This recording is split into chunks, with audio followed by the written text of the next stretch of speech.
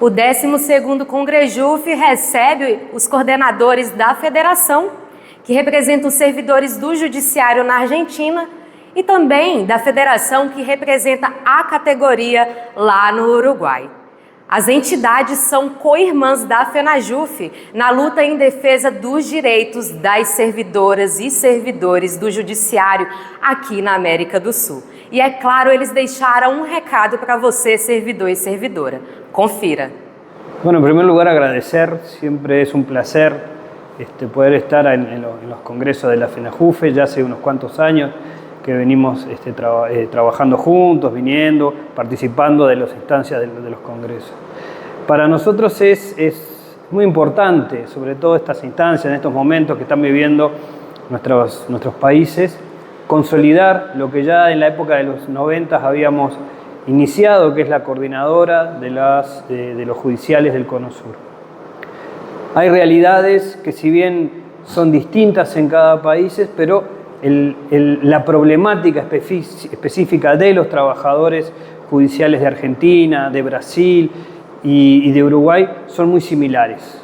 La falta desde los poderes judiciales de una perspectiva de género, la falta de políticas de personal, la falta de tener una visión de justicia de los poderes judiciales hacia la población y hacia los trabajadores amerita una discusión más profunda y la necesidad de que nuestros países transiten juntos. Hay experiencias de cada país que son necesarias poder intercambiar. En el día de ayer, conversando con los compañeros de aquí de la Federación, consideramos que el problema de nuestros países es con la velocidad o los tiempos que se aplican las políticas en cada lugar. En Argentina pasa una situación que de repente Brasil ya la pasó y Uruguay la está por pasar y viceversa. Por eso la necesidad de poder consolidar un espacio de los trabajadores del Cono Sur para poder realmente intercambiar experiencias, ver en qué cosas podemos ayudar cada lugar y a su vez encaminarnos conjuntamente a una lucha conjunta de todos los países del Cono Sur y ampliarla, porque las problemáticas de los trabajadores de Argentina, de Brasil y Uruguay son las mismas y a su vez también son las mismas problemáticas que están atravesando otros países de Latinoamérica. Por eso nosotros consideramos muy importante poder consolidar un espacio latinoamericano de los trabajadores de la justicia para poder incidir también en las políticas públicas que cada país tienen e implementen en sus poderes judiciales. Porque lo que no hay que olvidar nunca, que nosotros somos trabajadores públicos, que estamos al servicio de los que menos tienen. Porque más allá de las consideraciones, nuestro trabajo, nuestra misión es tratar de que el acceso a la justicia sea real, sobre todo para las poblaciones más desprotegidas. Bueno, traigo el saludo de la Federación Judicial Argentina, que representa alrededor de 35.000 trabajadores y trabajadoras judiciales en nuestro país. También, como decía el compañero Pablo, para nosotros es re importante participar de estos encuentros con los trabajadores y trabajadoras judiciales de Brasil. Aprendemos mucho y también compartimos experiencias de algunas situaciones que nosotros vamos padeciendo y vamos luchando. Y bueno, hoy tenemos un gobierno de ultraderecha, conservador, que sobre la base de la represión, como única respuesta a los reclamos populares que asumió en el 2023, está llevando una política de desmantelamiento del Estado.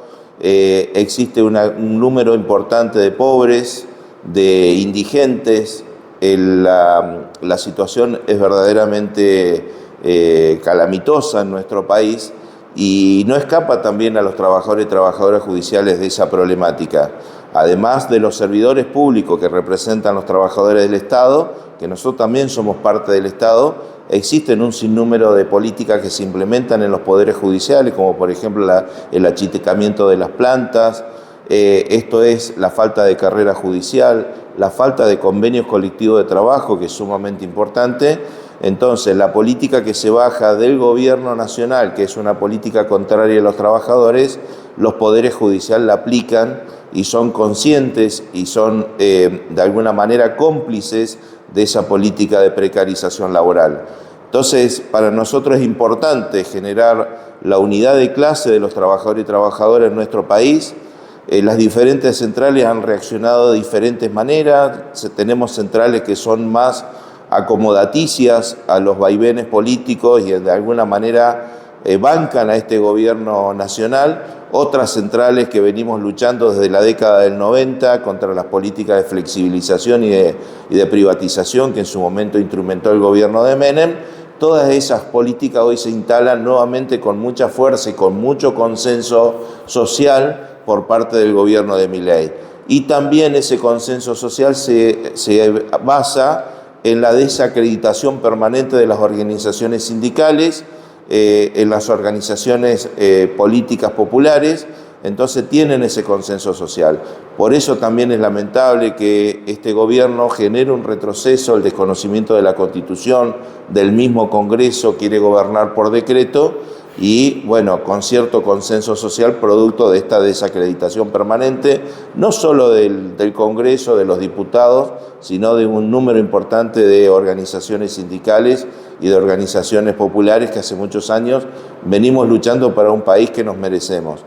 Y por eso es importante también lo que decía Pablo recién, de trabajar en conjunto con los otros países, porque aquellas políticas que algún país la enfrenta hoy, mañana la va a estar sufriendo otro país de Latinoamérica.